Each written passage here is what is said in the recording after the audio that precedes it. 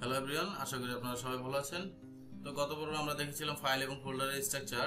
তো আজকে আমরা দেখবো হচ্ছে যে কোড ফ্লোটা কি, আমরা কম্পোনেন্ট কি এটা একটু জানবো। দেন আমাদের কিছু চেঞ্জেস করবো, আমরা আমাদের কম্পোনেন্ট থেকে আমরা এক্সট্রা কিছু কোড রিমুভ করবো, দেন আমরা আমাদের চেঞ্জেসটা দেখবো। তো আমি আমার অ্যাপটাকে রান করে রেখেছি, এটা হচ্ছে আমার অ্যাপ, ঠিক আছে। আপনারা এখানে অনেক টেক্সট দেখতে পাচ্ছেন। তো আমরা এখান থেকে সবগুলো টেক্সট রিমুভ করে দিব, আমরা জাস্ট এটা রাখবো, ঠিক আছে। আমাদের ওয়েলকাম টু কোডেক্স একাডেমিটা আমরা রাখবো। সো এখন কথা হচ্ছে সর্বপ্রথম আমরা কোড ফ্লোটা তো বুঝবো। তো আমাদের কোড ফ্লোটা আসলে কি? কোড ফ্লোটা হচ্ছে এখানে আপনারা যে আমার অ্যাপটা দেখতে পাচ্ছেন, ঠিক আছে। এই অ্যাপের মধ্যে সর্বপ্রথম যে জিনিসটা হয়, সর্বপ্রথম যে ফাইলটা মূলত কাজ করে সেটা হচ্ছে এই যে main.js, ঠিক আছে। দেন main.js এর পরে যে ফাইলটা মূলত কাজ করে সেটা হচ্ছে app.vue এবং এবং আপনার এখানে যে ফাইলটা, এখানে যে স্ট্যাক আপনারা যে ইন্টারফেসটা দেখতে পাচ্ছেন সেটা মূলত লোড হচ্ছে এই যে পাবলিক ফোল্ডার ভিতরে index.html এর মাধ্যমে। তো এখন আমরা এক এক করে আসি main.js এর কাজটা কি। তো main.js এর প্রথমে আমরা কি করছি, ইম্পোর্ট ক্রিয়েটিভ ফ্রম ভিউ, ঠিক আছে। আমরা এখানে ক্রিয়েটিভটাকে কি করতেছি, এই যে ভিউ লাইব্রেরি থেকে মূলত আমরা ইম্পোর্ট করতেছি, ঠিক আছে। তো ক্রিয়েটিভ এর কাজ কি, এগুলো কি কাজ করে এগুলো আমি আপনাদেরকে পরে বলবো। দেন আমরা কি করতেছি, ক্রিয়েটিভ এর মাধ্যমে create app dot Mount dot hashtag app, ঠিক আছে। এটা একটা কি, এটা একটা আইডি। তা আমি আপনাদেরকে এর আগে বলেছি যে আইডিটা কোথা থেকে আসছে, ঠিক আছে। এখানে দেখেন আমাদের এখানে দেন লোড হচ্ছে কি আমাদের এই ইম্পোর্ট অ্যাপটা। এই অ্যাপটা কোনটা? এই অ্যাপটা হচ্ছে এই যে অ্যাপটা, ঠিক আছে। অ্যাপ ডট ভিউটা আমাদের এখানে, ঠিক আছে। কি করতেছি আমরা, ইম্পোর্ট করতেছি এই app, import app from app dot view. এখানে যখন আমরা এই অ্যাপটাকে ইম্পোর্ট করতেছি, আমরা এখানে এখানে যে অ্যাপের ভিতরে যতগুলো ডাটা আছে আমরা সবগুলোকে কিন্তু এখানে কিন্তু ইনক্লুড করে নিচ্ছি, ঠিক আছে। ইম্পোর্ট করে ফেলতেছি। দেন আমাদের এখানে কি করতেছি, আমরা এখান থেকে ইনক্লুড করার পরে মূলত আমরা আমাদের এই যে এইখানে যে আইডিটা আছে এটার ভিতরে সবগুলো ডাটা ইনক্লুড করে দিচ্ছি।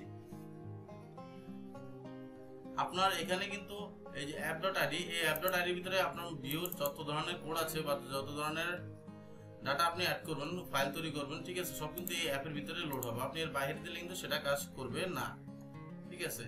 তো এখন আর আরেকটা জিনিস বললে, আপনাদের যদি আপনাদের অনেকেরই হয়তো দেখা যাবে যে কোডগুলো সাদা দেখা যাচ্ছে, ঠিক আছে। যতটাই মানে কোড থাকবে এখানে সব সাদা দেখা যাচ্ছে। তো সেক্ষেত্রে আপনারা এক্সটেনশনে যাবেন।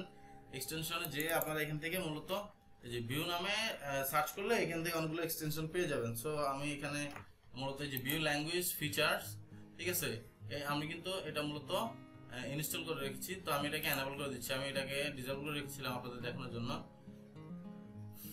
দেন আপনারা যদি চান আপনাদের কোড অটোমেটিক ফরম্যাট করার জন্য আপনারা এখানে লিখবেন হচ্ছে ভিউ ফরম্যাট। এটা এর মাধ্যমে কি করতে পারেন, আপনারা আপনাদের কোডগুলোকে ফরম্যাট করে নিতে পারেন, ঠিক আছে। তো আমি এখান থেকে এটাকে ইনস্টল করে নিচ্ছি, আমি আনইনস্টল করে রেখেছিলাম আপনাদের দেখানোর জন্য।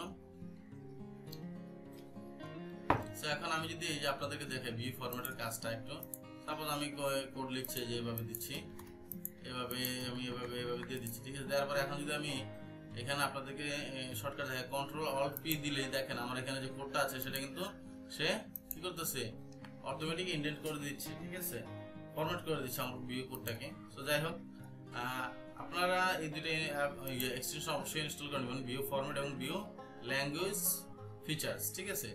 এই দুটো এক্সটেনশন আপনাদের দরকার হবে। বাই ডিফল্ট দেখা যাবে যে আপনার ভিজুয়াল স্টুডিও কোডে নাও থাকতে পারে এটা।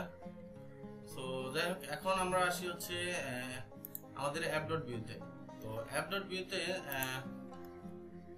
এখানে অনেকে আপনারা কোড দেখতে পাচ্ছেন যে টেমপ্লেট, স্ক্রিপ্ট, ঠিক আছে, এবং স্টাইল। এটা কি? এটা হচ্ছে একটা কম্পোনেন্ট, ঠিক আছে। একটা কম্পোনেন্টের ভিতরে তিনটা জিনিস থাকে, একটা হচ্ছে টেমপ্লেট, একটা হচ্ছে স্ক্রিপ্ট, আর একটা হচ্ছে স্টাইল, ঠিক আছে। আমি যদি এখান থেকে স্টাইলটাকে রিমুভ করে দিই, রিমুভ করে যদি আমি আপনাদেরকে একটু দেখাই ব্রাউজারে, তাহলে দেখেন কি অবস্থা। আমার টেক্সটের কিন্তু স্টাইলটা আছে, মানে আমার যে অ্যাপে যে স্টাইলটা ছিল সেই স্টাইলটা কিন্তু রিমুভ হয়ে গেছে, ঠিক আছে। তো এখানে এই যে এখানে দেখেন আপনারা দেখাচ্ছে hello world message welcome to codex academy. এগুলো কি? এগুলো হচ্ছে একটা কম্পোনেন্ট। এগুলো কিভাবে কাজ করে আমরা সেটা নিয়ে পরে আলাপ আলোচনা করব। তো এখন আমি চাচ্ছি মূলত এখান থেকে এই যে লোগোটা আমি রিমুভ করে দিচ্ছি। আমি এখান থেকে যদি একটু আপনাদেরকে দেখেন আমার এখান থেকে লোগো চলে গেছে, ঠিক আছে। তো আমি এখানে জাস্ট আমি যদি এটাকে রিমুভ করে দিই, রিমুভ করে এখানে যদি আমি দেই h1 বা h2 হ্যালো, ঠিক আছে।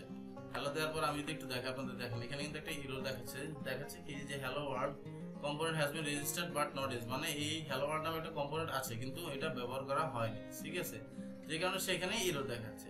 তো আমরা আপাতত এটা মূলত এররটাকে রিমুভ করার জন্য এখানে মূলত কি করতে পারি, এখান থেকে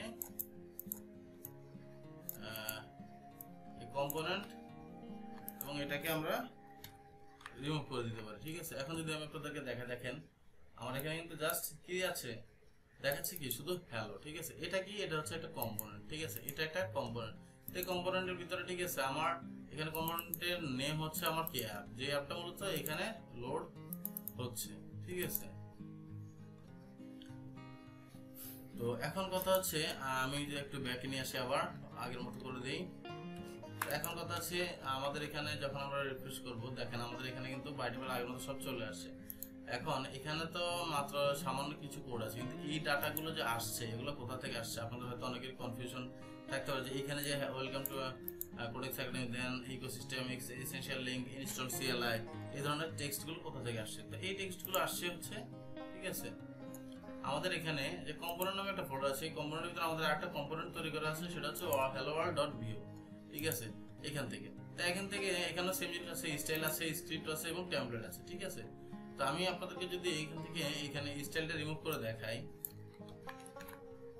এই যে দেখেন স্টাইলটা চলে গেছে। ঠিক আছে, তার মানে বোঝা যাচ্ছে কি আমাদের এখানে যে ডাটাগুলো আসতেছে সেগুলো মূলত এই helloworld.vue এর মাধ্যমে আসতেছে। ঠিক আছে, আমি যদি এখান থেকে আরো কিছু টেক্সট রিমুভ করে দিই, আমি এখান থেকে এ পর্যন্ত রিমুভ করে দিলাম। ঠিক আছে, রিমুভ করে দেওয়ার পরে দেখেন কি দেখাচ্ছে, ডি প্লাস হ্যালো একটা মেসেজ দেখাচ্ছে, দ্যাট মিনস আমাদের কোথাও ভুল হচ্ছে।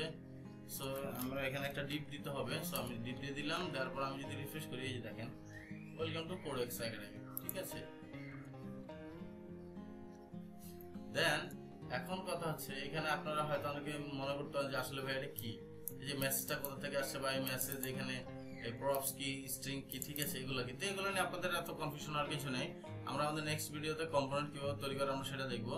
তো এখানে যে মেসেজটা আছে আর এখানে যেটা আছে যে মেসেজ, এই মেসেজটা হচ্ছে একটা প্যারামিটার। সো এই প্যারামিটার এখানে মানে Vue JS প্যারামিটার কিভাবে কাজ করে, তো সেটা নিয়ে আমরা আমাদের নেক্সট ভিডিওতে বিস্তারিত আলোচনা করবো। তো আপনাদের এটা নিয়ে কোনো কনফিউশন রাখবেন না আশা করি, কারণ আমরা পরবর্তী ভিডিওতে আপনাদের কনফিউশন দূর করে দেওয়ার চেষ্টা করবো ইনশাল্লাহ। সো এখন কথা হচ্ছে আমরা কিন্তু এই যে এখানে যে কম্পোনেন্টটা আছে, এখানে যে হ্যালো মেসেজটা আছে, hello welcome to codex academy, এখানে কিন্তু আমরা জাস্ট এখানে মেসেজটাকে কি করতেছি, প্রিন্ট মানে অ্যাড করেছি, জাস্ট এখানে ডিসপ্লে করতেছি কি এই মেসেজটাকে দেওয়ার সাথে সাথে কিন্তু আমাদের এখানে দেখাচ্ছে কি ওয়েলকাম টু কোডেক্স একাডেমি। আমরা যদি মেসেজটাকে রিমুভ করে দিই, ঠিক আছে, আমরা যদি এটাকে রিমুভ করে দিই তাহলে কিন্তু এখানে আর দেখাবে না welcome to codex academy. So এটা একটা প্যারামিটার। সো এটা নিয়ে আমরা বিস্তারিত পরে আলাপ আলোচনা করব। সো এটা ছিল মূলত কোড ফ্লো। ঠিক আছে, আর কি মানে আন্ডারস্ট্যান্ড করে আপনারা আমাদের কম্পোনেন্ট কিভাবে কাজ করে, আমাদের কোড ফ্লো মানে আমাদের কোন কোডটা কখন কাজ করে। সর্বপ্রথম আমাদের লোড হয়ে যাচ্ছে main.js, দেন আমাদের app.vue। ঠিক আছে, দেন আমাদের ডিসপ্লে করার জন্য এখানে যে ফাইলটা মূলত লোড হয় সেটা হচ্ছে আমাদের এই index.html ফাইল। ঠিক আছে, এই তিনটা ফাইল হচ্ছে মূলত মেইন, যেগুলোর মাধ্যমে মূলত আমাদের এই যে অ্যাপটা রান হচ্ছে। ঠিক আছে, তো আর আসলে কারো কোনো কনফিউশন থাকার কথা না। সো অবশ্যই আমার ভিডিওটি ভালো লাগলে আমার চ্যানেলটাকে সাবস্ক্রাইব করবেন এবং পরবর্তী ভিডিওর জন্য অবশ্যই আমার সাথে থাকুন। ধন্যবাদ সবাইকে, আজকে এই পর্যন্ত, আল্লাহ হাফেজ।